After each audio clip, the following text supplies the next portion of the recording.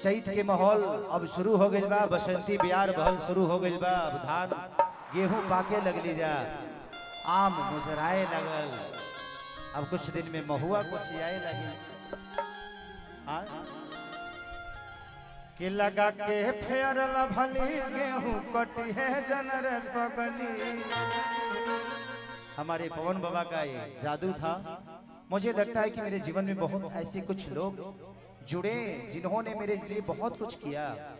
माननीय पवन पांडे जी, अखिलेश कश्यप जी, कृष्णा बेदर्दी से लेके महेश परदेसी तक हर वो आदमी का योगदान है। तभी शायद मैं तो एक बस छोटा सा ईटा था, इन्होंने मुझे कब उस संगमरमर का पत्थर बना दिया। इनके योगदान और इनका प्यार में बस प्रयास है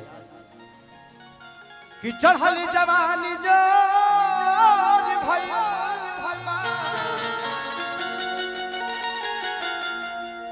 ए राजा देह कमजोर भैया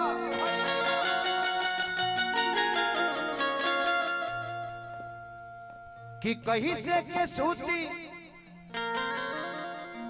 बोट के हुआ के धरिया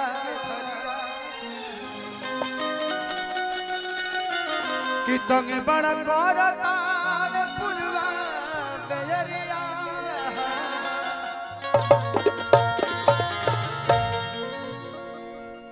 कि घाम लागता जे राजा। तू लो हमारे को छुआ तो एक बार बता दो। अरे नाल के चाटी बढ़ाओ यार। बेटा बेटा पहले कार्यक्रम कर लेते हैं, उसके बाद हाँ पूरा फिल्म बना लेंगे आपके साथ। हाँ पूरा फिल्म बनाएंगे। कि घाम लागता जे राजा, अरे घाम लागता कि तू तो बहरा में करे लगा कि तू तो अरे बहरा में करे लगा। अब कि घाम लागता ये राजा, घाम लागता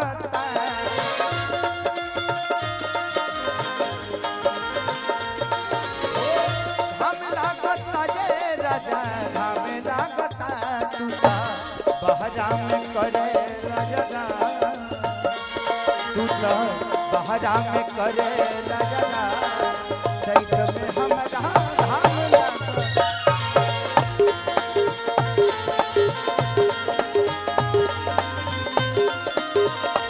तू बहरा में करे लगा। चैत में हमरा घाम लागता।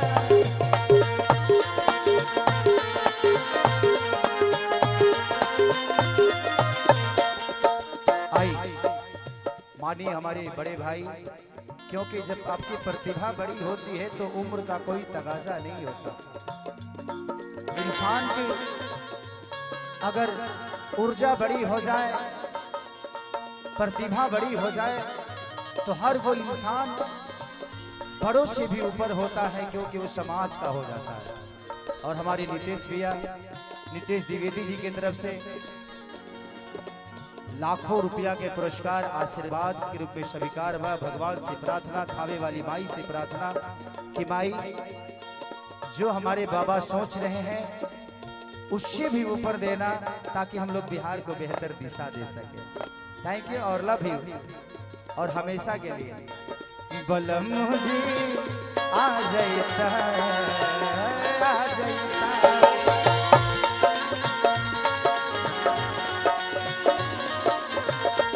अपना लूंगी से बेना डोला जाता, अपना लूंगी से बेना डोला जाता, डोला जाता बोला मुझे आ जाता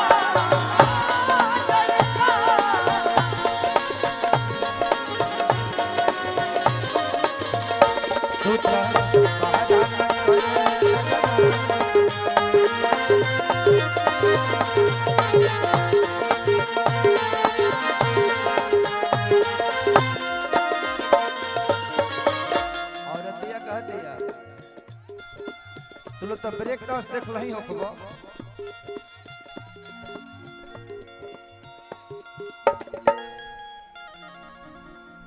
चलिए हमारे अखिलेश बाबा, हमारा बहुत ही प्यारा भाई मुकेश, जिनके आज शुभ तिलक में हम सब आए हैं, इनको अब प्यार करने, जो भी यहाँ बड़े बुजुर्ग हैं सब इनको आशीर्वाद देने। बंटी और मुकेश दोनों भाई के तरफ से बहुत सारा पुरस्कार, हजारों हजारों के पुरस्कार आपका है।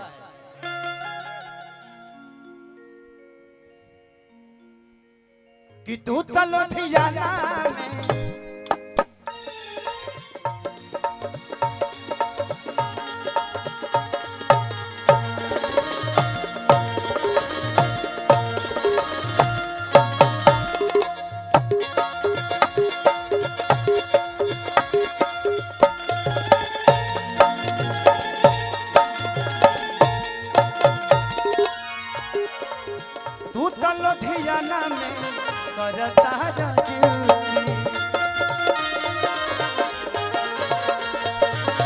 पछुआ के हवा मोर बिगाड़ देता है।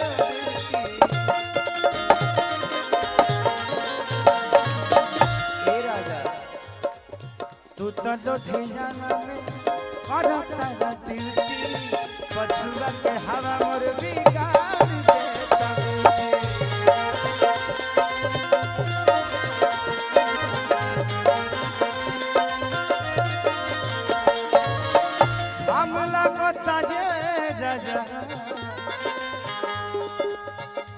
राजा राजा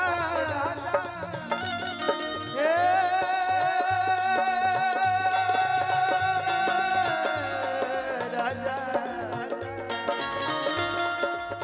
घाम लगता जे राजा, घाम लगता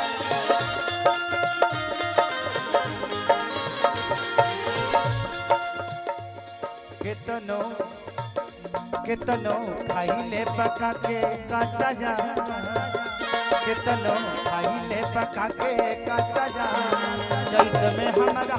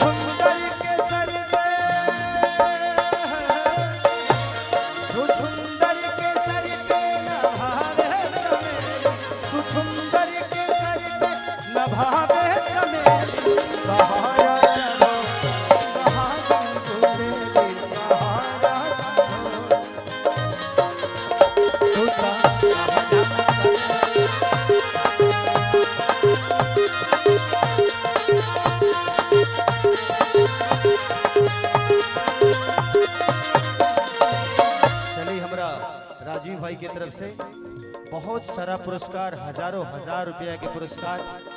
भगवान से ये प्रार्थना रही कि हम सब भाई राजीव यादव, देखिए मोहब्बत जात देखती ही नहीं। मैं खेसारी लाल यादव हो सकता हूँ, मुकेश सिंह हो सकते हैं, बट अगर मोहब्बत आपके पास है ना, तो आप एक इंसान है और इंसान की कोई जात नहीं होती। इंसान का बस इंसानियत धर्म होता है। जितना आप निभा सकते हैं निभाइए और हमेशा से लोगों के प्यार करिए। मेरे पास तो यही है और इसी के सहारे जीता हूँ। और अतिया कहते हैं तंग बड़ा करता पवन पुजारी,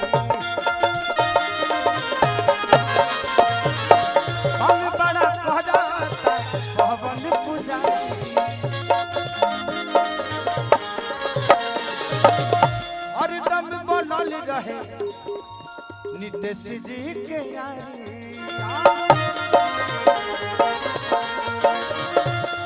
बनल रही देश जी के यारी।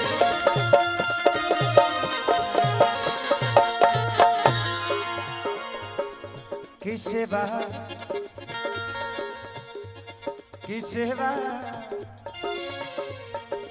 कौन बाबा की सेवा करी खेसारी सुबेसा। अच्छा चलिए भाई की तरफ से लाखों लाख रुपए के पुरस्कार और हमारे नीतीश बाबा के बहनोई हैं, आप ब्राह्मण हैं और आपको भी प्रणाम बाबा, दिल से प्रणाम के आशीर्वाद में हमेशा रखिए आप लोग। खेसरिया खेसरिया आई का में रउआ सुबेसा। खेसरिया आई का में रउआ सुबेसा। चैत में हमारा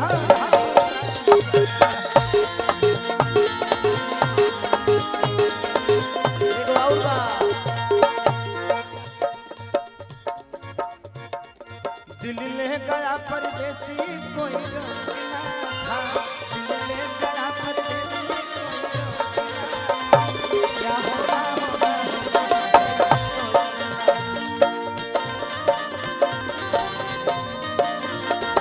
क्या होगा होगा होगा मेरा सोचना। क्या होगा होगा होगा मेरा सोचना। क्या होगा होगा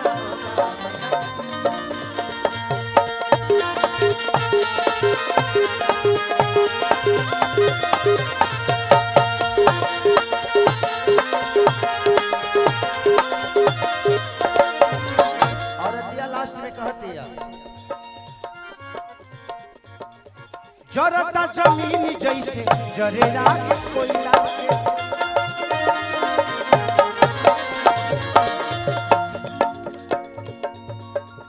आगे लगो ऊपर पड़ो बहरा कमैला के।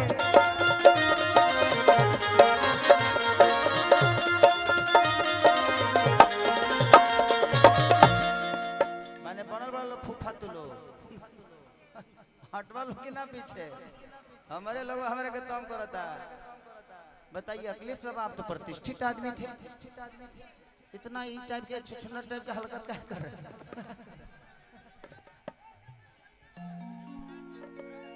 हाँ बिल्कुल अच्छी बात है। थोड़ा सा हट जाइए आप लोग, थोड़ा सा बाबू थोड़ा पीछे हो जाओ, ठीक है? कि आगे लागो ऊपर पड़ो बहरा कमैला के।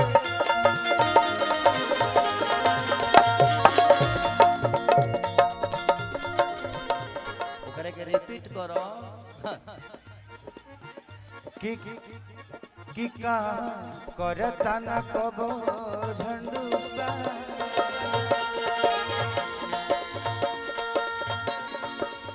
कि का करता न कबो झंडूका। चलो का बाबू सैड सॉन्ग। कि चैत में हमरा कि चैत में हमारा